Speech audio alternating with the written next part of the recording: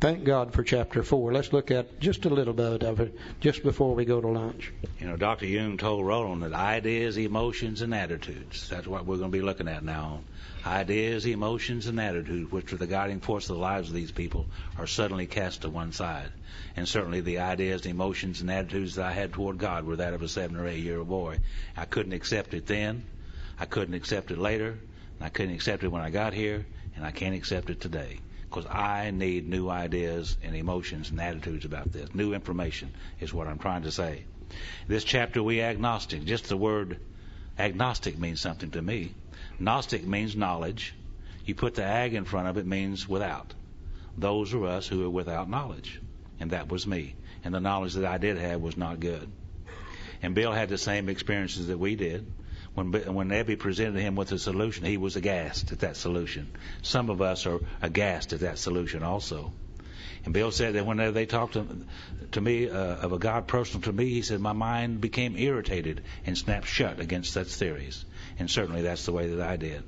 Later on in the book it says to us that when the spiritual malady is overcome, we straighten out mentally and physically. The spiritual malady. The understanding of God of my understanding. When that is straightened out, we'll straighten out mentally and physically.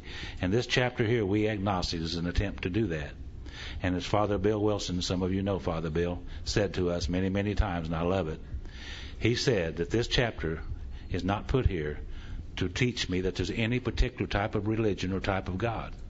He said this chapter is simply put here so that I might read and question and wonder and get some ideas, emotions, and attitudes, new ones, and open up my mind to a point that God might prove to me there's a God. Now, with that understanding of this chapter, it makes more sense to me and becomes extremely valuable in my life. In the preceding chapters, you have learned something of alcoholism. We hope we've made clear the distinction between the alcoholic and the non-alcoholic. If when you honestly want to, you can find that you cannot quit entirely. Because of the obsession. Or if when drinking you have little control over the amount you take. Because of the allergy. You are probably alcoholic. God, isn't that simple? Isn't that simple? You see how people like to expand on things? They took the 2 questions out of the big book, and some years later they made a little pamphlet that had 10 questions in it. And that wasn't enough. They made another one that had 20 questions in it. Hell, I think we're up to 44 today, aren't we? Yeah. Thank God Bill or Abby didn't have the 44 questions with him when he walked into Bill's kitchen. He'd have said, Bill, has alcohol been bothering your reputation? Hadn't had a reputation in years. Then he would have said, Bill, has alcohol been interfering with your sex life? If he's anything like I was, he hadn't had any of that in a long time either. There's a statement in the 44 questions that says, do you drink alone? Well, think about it. If I'm buying, yes, and if you're buying, no.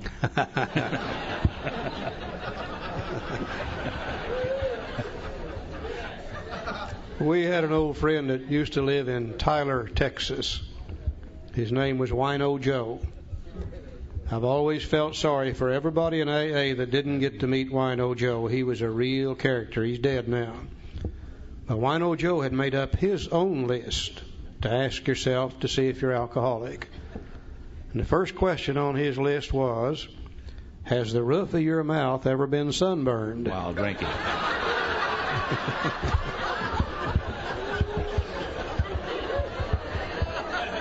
He said, if it has, you're probably alcoholic. I think the second question was, have you ever been arrested for drunk driving from the back seat of somebody else's car? The third one I loved was, have you ever been arrested for public drunk while in jail? He had a real list of them. We only need these 2. I use them all the time. People come to me today, they say, Charlie, you think I might be alcoholic? I say, I have no idea. Let me ask you a couple of questions. Have you been able to quit drinking entirely, left on your own resources? If they're a real alcoholic, they got to say no. And then I say, do you have any control over the amount you take after you've once started drinking? If they're a real alcoholic, they got to say no. And then I say, well, you're probably an alcoholic. And that's about as simple as you can make it. Now, if that be the case, you may be suffering from an illness which only a spiritual experience will conquer. You know, we are very unique people. We number amongst a few people in the world today who suffer from a twofold illness that can only be overcome by a spiritual experience. We also number amongst a few people in the world today who have a terminal illness that we can come out of it in better shape than we were when we went into it, if we can have this spiritual experience. We are unique people. Now, to one who feels he's an atheist or agnostic, such an experience seems impossible. But to continue as he is means disaster, especially if he's an alcoholic of the hopeless variety. To be doomed to an alcoholic death, Step 1. Or to live on a spiritual basis, Step 2. Are not always easy alternatives to face. But it isn't so difficult. About half our original fellowship were of exactly that type. At first, some of us tried to avoid the issue, hoping against hope we were not true alcoholics. But after a while, we had to face the fact that we must find a spiritual basis of life or else. Perhaps it's going to be that way with you. But cheer up, something like half of us thought we were atheists or agnostics, and our experience shows that you need not be disconcerted. And I had to stop right here and see what is my belief as far as this God thing is concerned. And today we find there's only one of three ways that you can believe as far as God's concerned. One way is to be an atheist. Now, an atheist says there is no God. Therefore, they have no power greater than human power to turn to. The atheist would have to stand on their own 2 feet, run their own show. And I said, Charlie, are you an atheist? I said, no. I've always believed in some kind of God, so I'm not an atheist. I said, well, then maybe you're an agnostic. So I had to go to the dictionary and look that word up. And like Joe said, the word agnostic means without knowledge.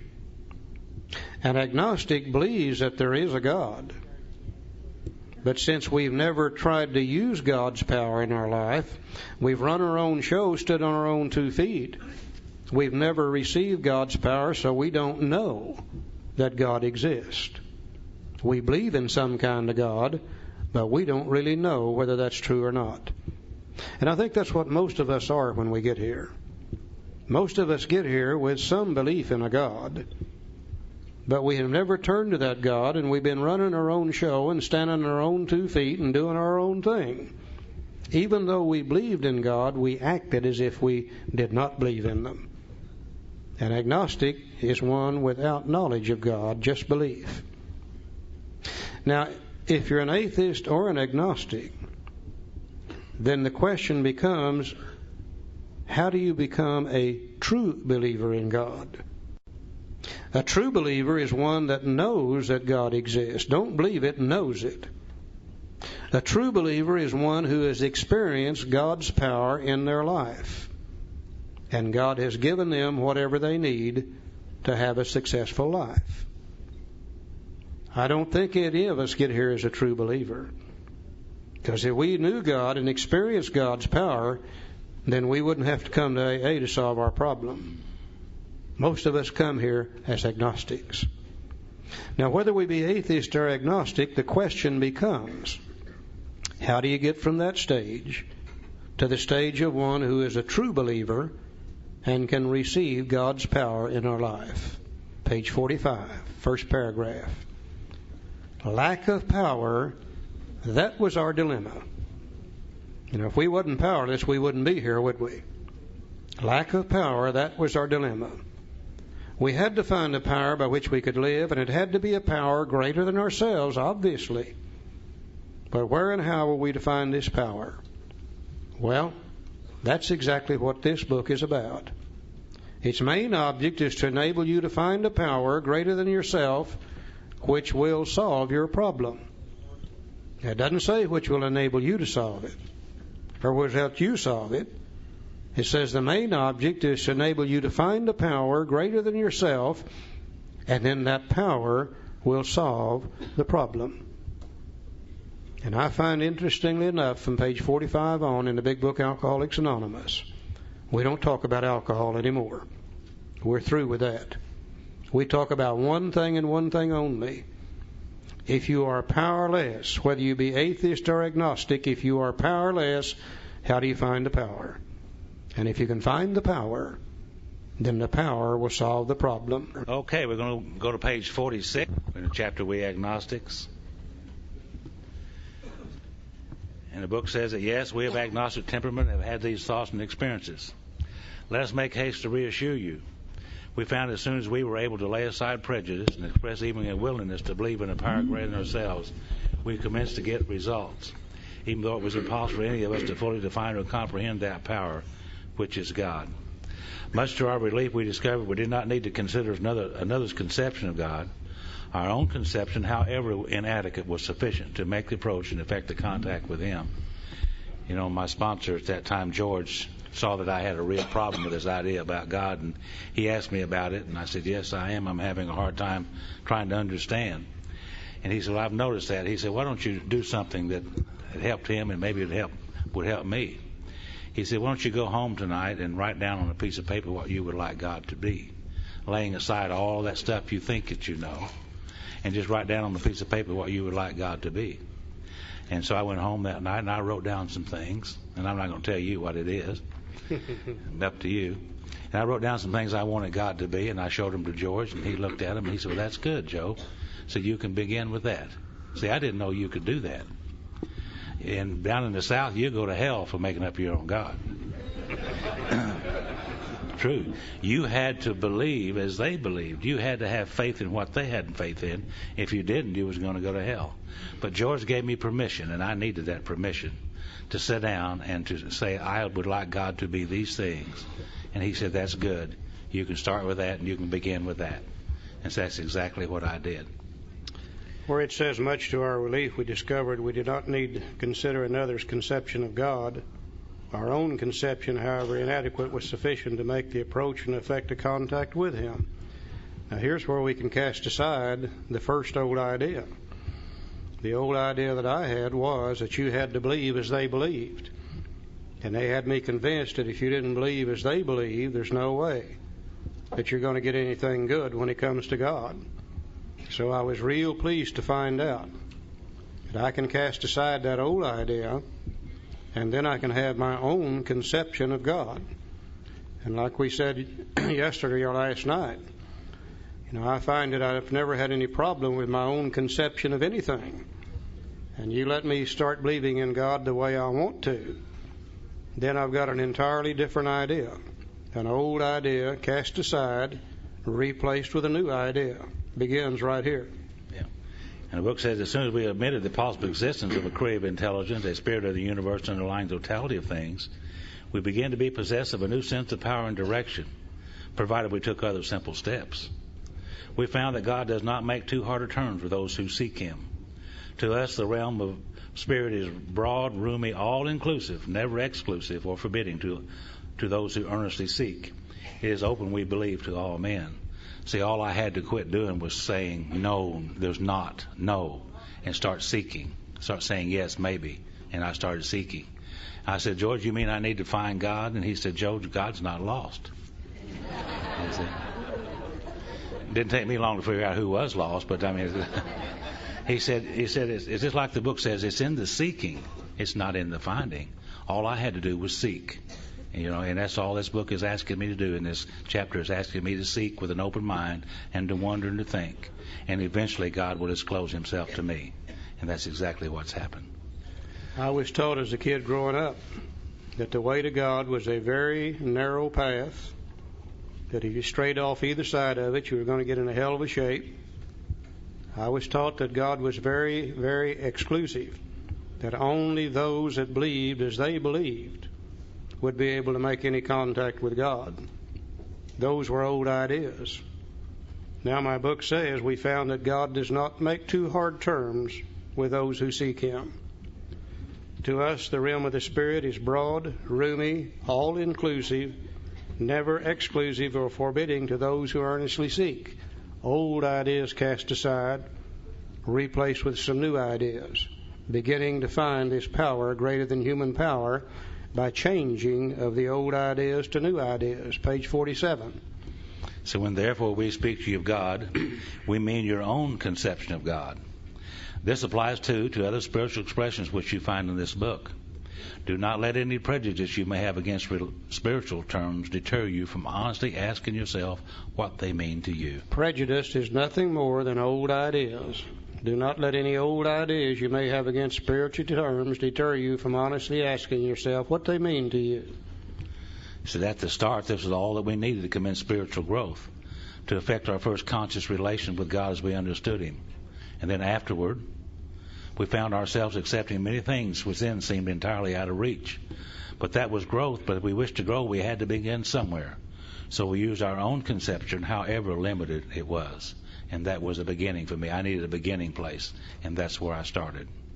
Now we need to ask ourselves but one short question.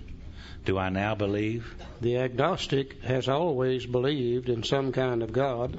Or am I even willing to believe? The atheist can become willing to believe that there's some kind of God. That there's a power greater than myself. And as soon as a man can say that he does believe, the agnostic, or is willing to believe, the atheist, we emphatically assure him that he is on his way. It has been repeatedly proven among us that upon this simple cornerstone, a wonderfully effective spiritual structure can be built. And again, the asterisk, please be sure to read Appendix 2 on spiritual experiences. Again, they want to make real sure that we understand what they mean by those terms. He said it's been repeatedly proven among us that upon this simple cornerstone, a wonderfully effective spiritual structure can be built. Asterisk, bottom of the page, referring to the spiritual experience. So the wonderfully effective spiritual structure we're building is the spiritual experience or the spiritual awakening. And he said the cornerstone of that is to believe, or to be willing to believe, that there's a power greater than human power. We referred to that once before. The foundation of that structure was step 1, which is willingness. Now then he tells us the cornerstone of that structure, step 2, believing. So we've already put 2 stones in place. If we can say we're willing, and yes, we believe, or we are willing to believe, either one of the 2. And he said that was great news for us. For we had assumed we could not make use of spiritual principles unless we accepted many things on faith which seemed difficult to believe. And there has always been one of my great problems with this God thing. Faith indicates surety. Faith indicates knowledge. Faith indicates after the fact information. And one of my problems has always been the minister would say, son, all you got to do is have faith and everything will be all right. Well, I never could have faith because I had no knowledge of God. I didn't know for sure that God would do anything for me. The best I can possibly do is to start with belief. And there's a big difference between belief and faith. Believe me, there is. A good example of that, let's say I moved into this area here, and 3 or 4 months later I've got a problem with my automobile. I don't know a good mechanic anywhere in this area. But we'll say that you've lived here for a long time. And I assume you'll know somebody, so I come to you and I say, can you recommend a good mechanic for me? And you say, well, sure. Take your car over there to John. He'll do you a good job, and he'll charge you a reasonable price. Well, I don't know whether that's true or not. The best I can do with that information is if I believe it's strong enough, I'll take my car over there to John. And sure enough, he does a good job. He charges me a reasonable price. When I leave there, I know that he will do that. When I went there, I believed that he would do that. Now, 6 months from now, I have trouble with my car again. I don't ask you or anybody else where to take it. I take it right back to John. This time I took it on faith, took it on knowledge. You can't start with faith. You can only start with belief. And that's all we have to do. We either have to believe, or we become willing to believe that there's a power greater than we are, and we're on the road to spiritual recovery. We don't have to know anything. Thank God step 2 says we came to believe that a power greater than ourselves could restore us to sanity. It didn't say we came to know. It didn't say we had faith in that. We just came to believe. And I came to believe, based upon what I've read in the book and what you told me, that there's a power greater than I am can restore me to sanity. I didn't know that. I just believed that. Now, if I know that the beginning of this thing, the finding of the power, is just to believe or be willing to believe, then the next thing I'm going to have to know is what procedure am I going to follow in order to find that power.